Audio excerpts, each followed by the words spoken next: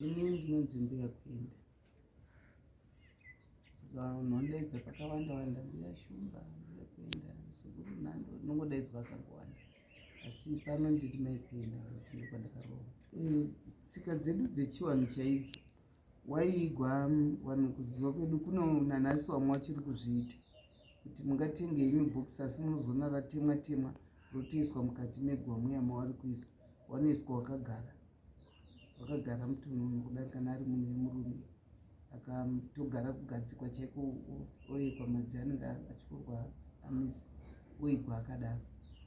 Umwe anoigwa kana ari mukadzi akagara chisero.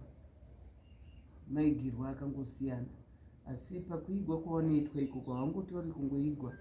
Kare waiisirwa mishonga yakaita semutara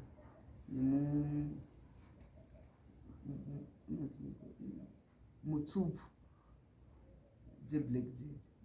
Mutsubvu waitorwa muhoko mbiri dzaizendamisirwa dzakaiswa nechemuhapwa kuti dzimutsigire kugara. Zvinoreva kuti dzine zvadzaireva hausi muti unopfukutika ba. Madzinza edu anga akatisiya akangosiyana nanhasi. Idzinza rinenge rakangodaro kuti munhu haaradzikwi basa zvitaakuita izvi takatanga kuteedza chirungu chekuradzika vanhu.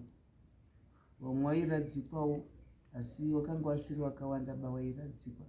Wainyanyoradzikwa wainzi wanga wasiri wemuno waiigwa chiigirwe chavo chavanofanirwa kuitwa chemadzinza saka waizoigwa wakagara kana kuti ari murume anenge akachonjomara aipetwa akapfunya murume aivigwa akachonjomara mukadzi akapfunya chisero. Pane zvatingati here zvainyatsoreva pachivanhu chedu? Zvine zvazvaireva nekuti midzimu iyoyo kana kwairi kusvika kana kwayakasvika hainetsi, haimboi ichichema ichizodini. Midzimu yekare iyoyo inongouya straight ichibva yangotaura nemi zvairi kuda.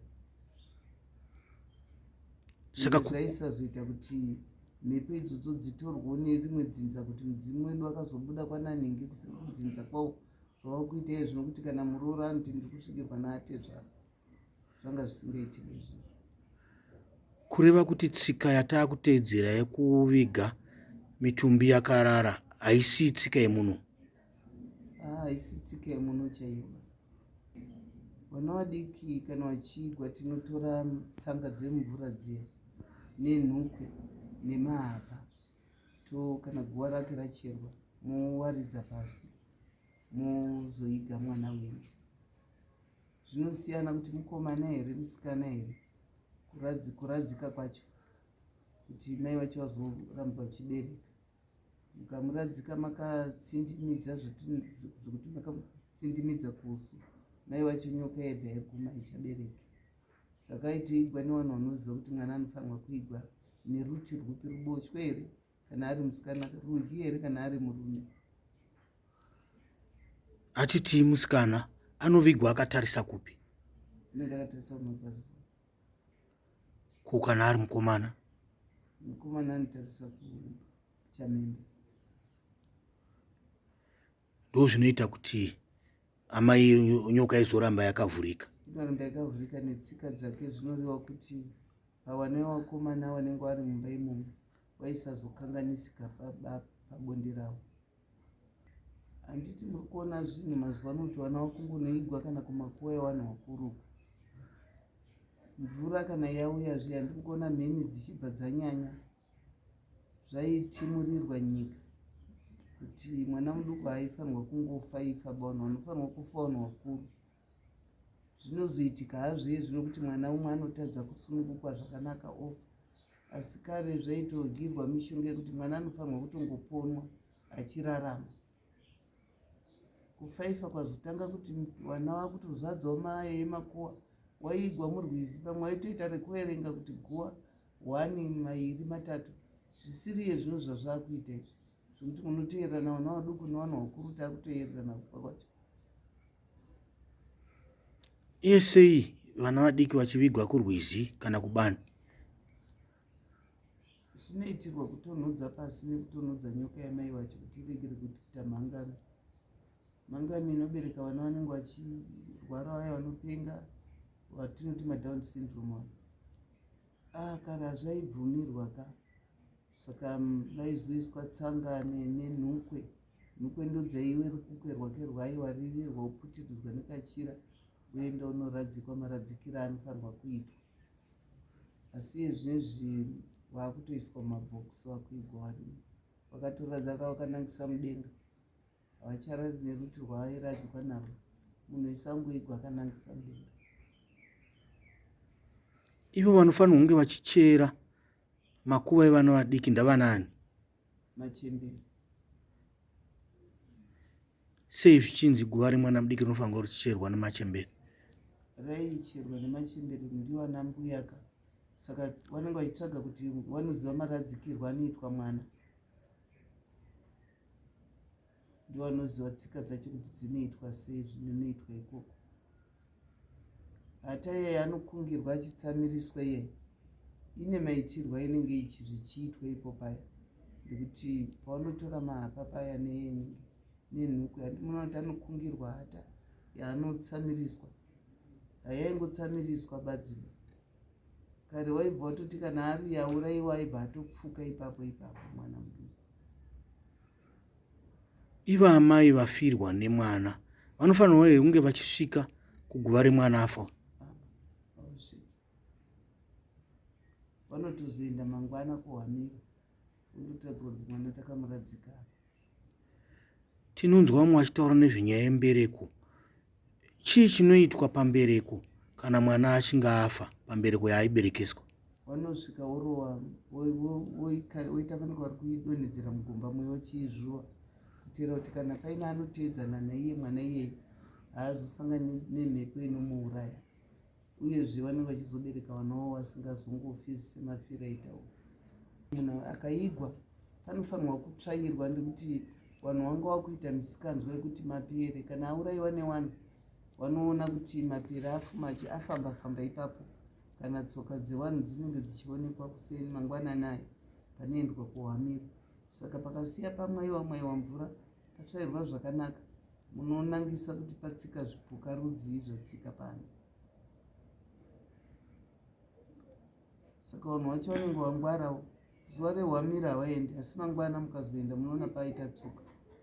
Vashereketi wanhasi waakuti netsei, ndekuti hatichazivi kuti varoi here, ndekuti kana kuti vanhu, ndekuti ukada kunangisa makumbo anenge atsika ipapamwe tsoka dzemunhu chaidzo dzafamba ipapo. Saka tizozive kuti muchereketo wemunhu kana kuti kudini. Vanhu havachaitika zvaitwa kudhara kuti munhu kana achigwa anoigwa aiswa pfukwa. Pfukwa dzaitirwa kuti mukauya mukamubata imi anobva kupfukira, iye anga aifanirwa kupfukira munhu wake. Saka vanhu vakati zvinenge zvisina kunaka, ndekuti amen, Mwari ndiye anomatongera achaita. Vanhu vanenge vakungotaurana zvekunyeperana kana tisingakanganisi kuona, ndekuti vanofunga kuti njere dzaanga ainadzo dzinichaita kuti munhu aitewo njere kana kuti aitewo zvakangodaro. Amen. Ndekuti vanhu vari kutongouraya vanhu pachena, vari kutouraya vanhu. Saka vanotora woenda kwavanoenda ikoko nekupisana kwaita nyika dzedu idzi nekuwanda kwaitawo warapi wacho tawanda, ukanyatsozvinangisa kuti zvimwe zvacho ndezvemidzimu here kana kuti ndezvechii hatichazvizivi. N'anga dzaiveko kare, n'anga dzainzi n'anga dzaisareva munhu anosvikirwa n'anga dzaireva munhu anenge akatondoromba kuti ndoda kurapa, zvainzi kuromba. Ndiwa nemishonga yaiuraya ichiita zvainoita, mishonga yemachirikuti in'anga iyi. Kuchizoita svikiro zvakasiyana. Saka wakufukura vanhu avo handifungi kuti zvine chekuita nezvemunyika muno, ndekuti munyika muno maamusina ushereketwa ihwo hwekushandisa vanhu. Asi yezve tikanangisa kune dzimwe nyika uko tinoona nhengo dzemunhu dzichishanditengeswa pamusika, kuti zvinhu zvinobvumirwa kuti ubvunze kuti makadzitora kupi nhengo dzemunhu, ruoko, chinyi, zvigunwe zvese unoshaya kuti ubvunza kuti makazvitora kupi. Saka pamwe ndo vanhu vakushaya vanhu kwavo, vakutuma vanhu muno vachivatorera vanhu vachinotengesa, kana kuti iye munhu pache zvake anenge anzi enda unouraya munhu obva angofunga kuti kuuya tofawo anenge abvunza pamwe onzi kana kutora akafa ndinongogadzira ndichati kuda munhu akafa handimupaona. Saka muri kuona vana vari kuita mari imwe inoshamisa yekuti nguva shoma shoma atopfuma atoene mari akawanda asi haapedzi makore 6 achidya mari yake iyo. Saka zvinenge zvine muko wawanoupiwa kuti uchadya mari yako kwemakore akati. Ini ndinoitwa sekuru Makombe. Zita rekuberekwa ndichiitwa Rinosiguri. Ndinobva kwaRusape Kutanda. Asi ndakamirira sekuru Makombe pakuziva tsika dzedu pachiwanhu. Ndinoziva tiri vanhu vekuti kana munhu afa titi aenda tinoti achengetwa. Asi patsika dzedu ipapa tine hunhu hwakasiyana zvichifambirana nemarudzi ari munzvimbo ekuti vanoita zvipi murudzi rwekwavo. Marudzi aripo, kune marudzi akatora zvese zviri zvekuti zviri mudare reupenyu hwekuti zvinotorwa sezvemuZimbabwe, zvekuti wanoti munhu akanga afa wanochienda kundochera guwa rake, kureva imba yake. Imba yake haicherwi iye asati ararawo futi mumba make. Imba yake inocherwa vanhu watomuziva kuti aamo mumba. Wobva wachienda kundochera imba waine mhimo inenge yakareba zvakaringanira pakachengeterwa munhu, kureva kuti bhokisi. Wandopima ndokuchindochera, wachera wehukama ndiye anoenda osvika otema runonzi ruhau. Atema hama dzevanhu waakuchera kuda ndewemusha, wobva watanga kuchichera panze apa ndiwo pari kurara hama yangu. Wachera wapedza, munhu anochisvika zvino pakuchindonzi akuchindoonekana nehama dzake dziripo kunzi taakutarisa chiso. Chikonzero chekutarisa chiso chikonzero chekuti vanhu havapanzwisisi kuti wari kuti kuonekana, asi kwete handizvo. Inyaya yekuti vanenge vachida kuti watsvage kuti pane wehukama here aisa chigunwe ipapa. Ukenge uri munhu, nokuti munhu paanofa anogona kufa aine hama dzaagara ari kudzingirira nadzo pakurarama. Wachiitana uchazviona, ndichakurowa, tichaitana zvipi madakaya. Asi panguva yekunge azofa, wanochitarisa kuti waone kuti handi here munhu aita izvi. Pakunge wati tarisanai, wehukama wanoziva waya wanobva waona kuti uyo nhingi uyo haana kusimuka achindotarisa.